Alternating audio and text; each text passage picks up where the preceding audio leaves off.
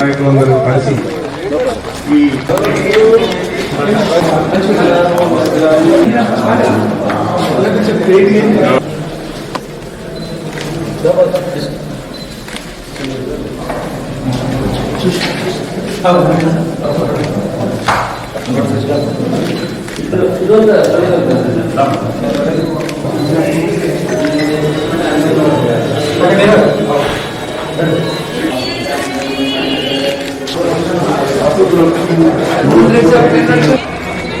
రెడ్డిల ఐక్యత, రెడ్డిల ఐక్యత, రెడ్డిల ఐక్యత.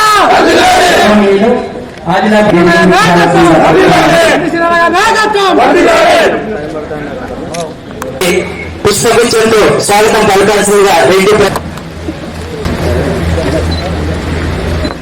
చేయాలి తీసుకున్నారు. అప్పటి నుంచి కూడా అంటే మీరు ఫండ్స్ కోసం ఎక్కువ మందిని అడిగి అంటే అడ్వైజ్ చేసేవాళ్ళు, నువ్వు డాక్టర్ కదా, గవర్నమెంట్ లో ఉంటావు, ప్రైవేట్ పేషెంట్లు అవన్నీ చూడరు, వాళ్ళకి ట్రీట్మెంట్ నచ్చితే వాళ్ళే వస్తారు. బిల్డింగ్స్ కట్టుకున్నాము. ఇది ఒకటే కాకుండా ఫ్యూచర్ లో ఇప్పుడు ఎలా ఈడబ్ల్యూఎస్ వచ్చింది, వసతి గృహాలు ఎస్సీ ఎస్టీ బీసీ అన్నిటికీ వచ్చాయి.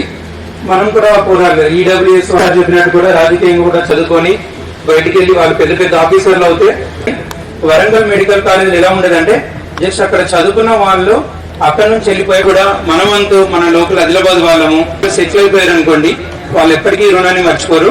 ఈ బిల్డింగ్ల మీద బిల్డింగ్స్ కట్టేటట్టుగా ఫండ్స్ ప్రయత్నంగా అయితే మన దగ్గర ఇక్కడ చదువుకున్న ఆరోగ్యానికి సంబంధించినదైనా సరే ఉచితంగానే చూస్తాను. ఓపీ గానీ ఏదైనా అధ్యక్షులు గారు స్టాంప్ వేసి పంపించేస్తే సో వారిని కూడా ఫ్రీగా చేయమంటారు. రాజ్ బహదూర్ వెంకటరామరెడ్డి గారు ఎవరున్నారు ఆలోచన చేస్తే సమాజంలోని అందరూ సమాన స్థాయికి వస్తారు. అంటే నేను చెప్పేది సంక్షేమ నిధి అనే దాన్ని ఒకటి ఏర్పాటు చేసి రెడ్డి అనే కుటుంబాన్ని నా కుటుంబం అనుకున్నాడు. మన కుటుంబంలో నలుగురు కూడా ధనవంతులు, మీడియం ఉన్నారు, బీదోళ్ళు ఉన్నారు. వీళ్ళకి ఎవరికి గోపి రామరెడ్డి గారు, మిత్రులు మాజీ మంత్రివర్యులు నేను తెలంగాణ రాష్ట్ర మాజీ మంత్రివర్యులు, సుదీర్ఘంగా కొన్ని దశాబ్దాల పాటుగా రాజకీయ జీవితం కొనసాగించే శాసనసభ నియోజకవర్గ ఇన్ఛార్జ్ గౌరవనీయులు శ్రీ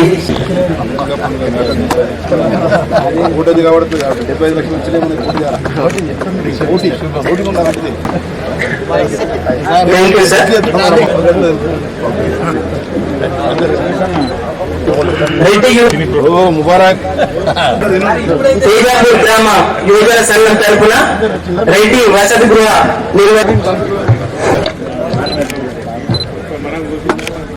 చాలా సంతోషంగా ఉన్నది. ఈ రెడ్డి సంక్షేమ సంఘం యొక్క భవన నిర్మాణానికి ఆ రోజులలో నల్లనారాయణ రెడ్డి గారు మాకు కూర్చొని చెప్పాను. ఎంతో కష్ట నష్టాల కూర్చి వాళ్ళు ఈ భూమి గురించి ఒక అడవికి పోయినట ఒక 2 రోజులు దాని గురించి నారాయణ రెడ్డి గారు చెప్పారు. ఆ ఆఫీసరు తిప్పుకొని ఫారెస్ట్ కి పిలిచి వీళ్ళు బై వాక్ వెళ్ళి బై కార్ వెళ్ళి ఆయన పట్టుకొని ఎంతో కష్టపడి సాధించిండ్రు. ఒకటి ఇక్కడ ఎంత చక్కగా ఎంత పారదర్శకంగా అంటే అనేక మనుషులకి అనేకమైనటువంటి ఏ సమాజానికైనా వాళ్ళు ఎంత పారదర్శకంగా ఎంత ట్రాన్స్పరెంట్ గా లెక్కల వివరాలు చెప్పారు. ఇదేం ఉండడు. అందుకే దీనికి బరకతున్నది. ఎంత చక్కగా 37 గ్రామాల విరాళాలు వ్యక్తిగతంగా హాస్టల్ బిల్డింగ్ కొరకు ఇచ్చినటువంటి విరాళాలు నారాయణ రెడ్డి గారికి 2022లోనే నేను నా వ్యక్తిగత నుంచి కూడా 5 లక్షల రూపాయలు రెడ్డి సంఘానికి అందజేయడం జరిగింది. అలాగే ఈ మధ్య కాలంలో SDF నిధులు వస్తే కూడా రెడ్డి సంఘంకి పెట్టడం జరిగింది. దాని యొక్క ప్రొసీడింగ్ కూడా తొందరలోనే వస్తది.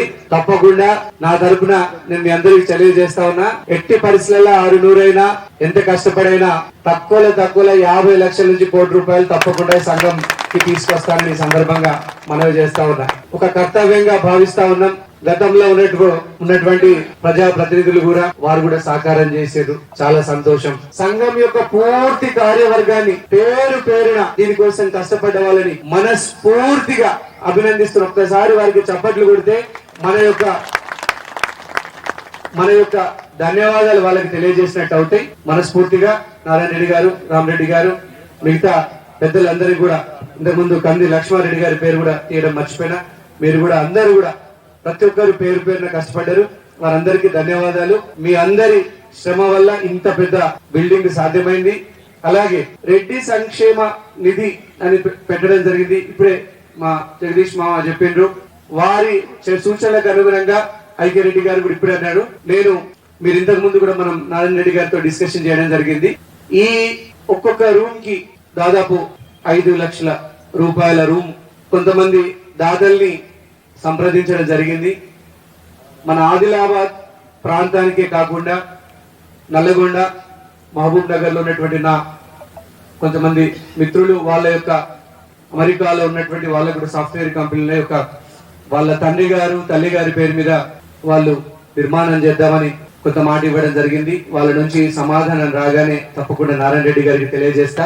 నా తరపున ఏ సహాయమైనా చేయడానికి నేను నిరంతరంగా సిద్ధంగా ఉంటా. ఇక్కడ ఉన్నటువంటి పెద్దలందరూ కూడా, వేదిక మీద ఉన్న పెద్దలందరూ కూడా సిద్ధంగా ఉంటారని మనస్ఫూర్తిగా భావిస్తా.